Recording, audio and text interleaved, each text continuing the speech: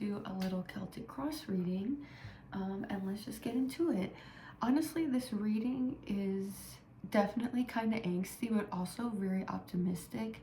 I feel like it's one of those readings where the tarot's kind of like locking in and giving you a pep talk, but also being very real and being like that honest friend. Which, if you have any relationship with tarot, you know, like, she is that girl who will drag you, but sometimes you do kind of need it. And on that note, we're here dealing with disappointment. But I love this kind of like opening pairing because not only do we have disappointment, but we have the Two of Wands, Dominion.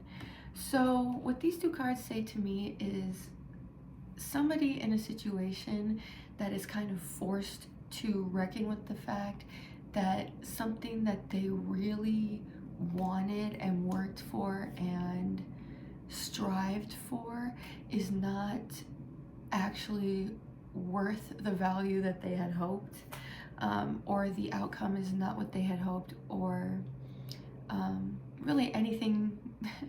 All the feelings that come with investing a lot of energy into something that kind of is just a vacuum, essentially. And the reason that you've even found yourself in this situation is because you're a very passionate person, a very driven person, someone with a lot of dreams and goals, but also the willpower to go after them. And so it's like extra frustrating when you dedicate all these things which are so sacred and close to your heart to something that is disappointing or exploitative or not what you wanted it to be. And these two cards in the center is kind of that moment where you're forced to reckon with, like, okay, either I walk away and I just put my hands up and let go of everything that's been and everything that's transpired, or I just keep going because I've already come this far. And like tarot is so prone to do, because it is probably more than anything oriented towards transformation, and the transformation that comes in tarot is almost always like, I don't want to say dramatic, but like kind of like a reckoning, right?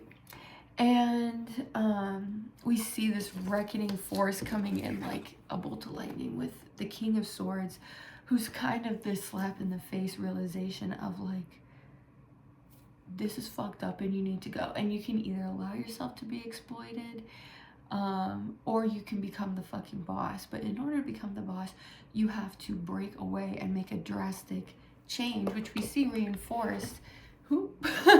Sorry. We see this reinforced. Talk about making a change, am I right? With the Wheel of Fortune. And kind of like there's this clip of Lana Del Rey talking about that Nathaniel, whoever wrote Think and Grow Rich, and she's talking about how he in that book kind of preaches like having your goal and then setting the bridge to that goal on fire once you cross it. And if you do read that book, crazy book, but there are some good nuggets in there. It is very much about having this, also Lana Del Rey vibes, burning desire towards your goal, and the knowledge that that burning desire or that passion is like the essential quality to take you wherever you need to go, right? And trusting and having faith in both that desire, but also your willpower. And so we're at this point now, right, where because you've, have such a strong will to achieve something, you've taken an opportunity, right, that you believed in a lot, but unfortunately, it's not what you want it to be, right? And I think that there's also a lot in this about, not only is this opportunity not the right fit, but because it's not the right fit, you becoming like an other or an outsider. And because you're kind of trying to like fit a square peg into a round hole or whatever, it's causing you to have a lot of like shame, I guess is the word, because we have this really, and also I feel like all of this is taking place in some kind of like workplace or community or like larger structure that involves a lot of people, right? Like it's not a project that you're working with on your own, like something you've been doing in the lab that hasn't like turned out, or doing in the studio. It's like the image that's coming to mind is like you're working on a ship, right? Or like we're dealing with the Three of Pentacles, which is why I'm getting this kind of like workplace vibe or works. And one of my favorite fun facts that I think of with the Three of Discs is the real like root of the word opera is works. And as a former opera house usher, coat check gal, bathroom attendant, ticket taker, all the above, I'm very aware of like all the tiny cogs in the machine that get like a great work like an opera in motion, right? And so we're dealing with like a kind of like communal society sort of vibe. And your role, like you aren't the right fit for your role, right? And that doesn't mean that you're bad, but it just means like at a certain point you need to stop fighting it. And because it's causing shame and doubt within yourself, when in reality, it's really just that this isn't the right fit. And, you know, this is going to push you, you know, by breaking free of the situation, it's going to allow you to find your real path, right? And it's not a waste because you bring with you the skills that you've taken, and also tough experiences, especially experiences where you're feeling like othered or like an outsider, sometimes can be the most clarifying of like what is your path, right? And I see like these two cards together are really interesting to me. I feel like I have a very close relationship with both of these cards as like a very like ADHD type B, because together it is really giving me like the struggle of like a neurodivergent person in like, let's say, a public school system, or all these situations where like someone's mind doesn't work in the way that the system is set up for it to work, and it sets them up for failure, right? And it sets them up for humiliation. I mean, like as like I said, someone who's like very ADHD type B, like when you lose the worksheet that was, you know, when you lose your math homework and you have to tell the teacher the next day like I don't have it and they like either, you know, judge you or whatever, give you a punishment, your grade is affected, that makes you feel shame, right? And like, yes, there's something to be said for like, you know, you can work really hard and do anything, right? Like, yes, like if you devoted your entire life to getting an A in this class, and it's, you know, there's situations like that where kids who are like neurodivergent or just aren't good in certain areas or whatever, their parents don't understand that. Their parents have there's other things that give them expectations. And so they sacrifice, once again, all their life force towards something that ultimately really is not serving them and is only draining them. Because, you know, you have like 8 subjects in school, but like you're not gonna have a job in all 8 subjects, right? So it's not necessarily fair to always have like equal expectations for everything. Anyway, circling back to the Devil and the Page of Swords, like this really gives me like, sorry, I keep moving the camera. Yeah, like the shame that comes from being misunderstood and kind of like scapegoated in that sort of sense. And it's at a point now where it's like you need to just stop killing yourself trying to make this work, when ultimately that energy you could spend walking away and starting something new, and it would be much more true to you and like successful. Like it's making me think about like the Montessori philosophy, right, where like the student kind of guides their own learning and creates their own, like by letting kids like naturally gravitate towards things, they kind of create their own specialized learning path, and they're able to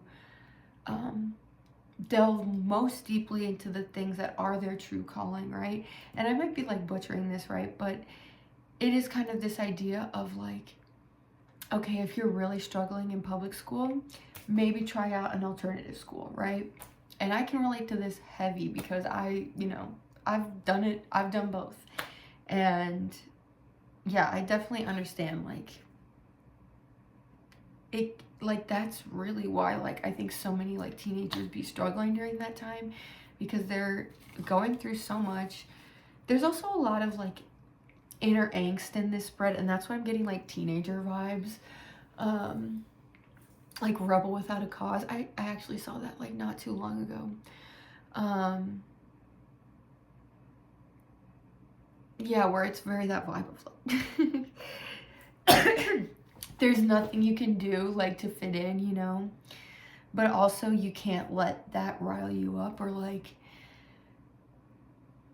really cause you to go in any direction other than, like, compassion. And that is, like, one of the beautiful things about that movie, but also the dangers of, like, being moved so totally by emotion that you get lost in the sauce, right? And yeah, that's kind of why it's like, okay, this King of Swords, Wheel of Fortune moment is happening, of, like, either the parent or, like, the teacher coming in and being like, okay, this isn't working, we need to find something that does work.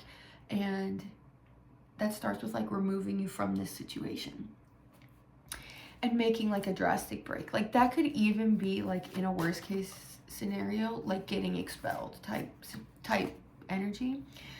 But in this story, it's kind of like, okay, maybe that's the catalyst that allows you to find the really amazing, nurturing alternative school. Because it's really interesting, like, as we have the devil in the interior position, in the external position we have happiness, we have the Nine of Cups. And that's sort of like, okay, for all the moments that, like, you know, you go through something where you feel pain, or you feel embarrassment, or you feel, like, disappointment, or you feel like you've wasted your energy, right? When you do have those moments where you feel like, this is what I'm supposed to be doing, this is what I love, it's about, like, noting that and using that as, like, your guiding light, and also using that as the fuel to your inner fire that we started this spread with, but doing it in a very intentional way. And I say that because what I call this is traditionally sort of the hopes and fears card, but I call this the attention card, like, where your mind is going, for better or for worse. Six of Swords, science, like, it gives doing this as an experiment, or, like, analyzing your reaction to things or environments or people or dynamic or work, analyzing that like a scientist, like, not allowing it to drag you around necessarily, but just being like, oh, this sucks, or I fucking hate it here, or I feel like shit about myself right now. Versus also moments where you're like, oh my god, I love my life, like, oh my god, live, laugh, love all day. And allowing those things to be, like, your guide, right? Once again, we're on this, like, path of true will, and that's your kind of, like, which is very Aquarius again. And ultimately, like, we're learning a lot of Aquarian lessons here, I think, but in a very, like, fire water way. And then ultimately we have the Seven of Wands, Valor, right? So all of this stuff, all of this, like, struggle, you could say, all of this, like, hard work and determination, and, like, you know, this kind of spirit of courageousness that we see at the beginning of the spread, it talks about, like, the necessary force and drive to carry that through to the end of your goal, to achieve that goal. And not only, like, is that what's required to get there, but also that's one of the gifts at the end in and of itself, like, this inner strength, the inner power, the wisdom, the connections that you've gained, the work, you know, all of those things are part of the, like, pot at the end of the rainbow that we see in the Nine of Cups, right? And that's what's almost the most satisfying part of it, right? Is because you've achieved this goal with honor and you've been tested on the path and stayed true to yourself and stayed true to, you know, love is the law, love under will. And at the end, it's a work created with truth and purity and love and strength, rather than one that was just handed to you or that was achieved by stepping on other people or by you know, making impossible situations work. Because, like, I don't want to forget the impetus of this whole thing, that at least we're at right now, is like finding yourself at a crossroads where you need to make like a serious change and make a break away from something that's not serving you. This lighting's really bothering me, but I'm gonna persevere. And it's like really difficult, but also like that's gonna build the strength that you need to get you to that end point, right? And if you somehow reach that magical mental state truly, where like you make it work for you, you're strong as fuck for that. Although I do feel like the energy here with the King of Swords and the Wheel of Fortune is very like, you gotta break free, man. The only thing you have to lose is your chains, right? And you're gonna figure it out. You're gonna get there, as long as you like stay true to yourself and, you know when to walk away, I think is the cliche I will leave this with. So yeah, thank you for listening. If you watch this reading, I fuck with you heavy. I do offer readings. I can offer like a recorded reading. I also can make like a custom illustrated zine. And then I also have a tarot zine where I took a Celtic cross and I made it into like an essay. So if you're interested in any of that, it should be in the description. But yeah, thank you for listening. Hope you liked it.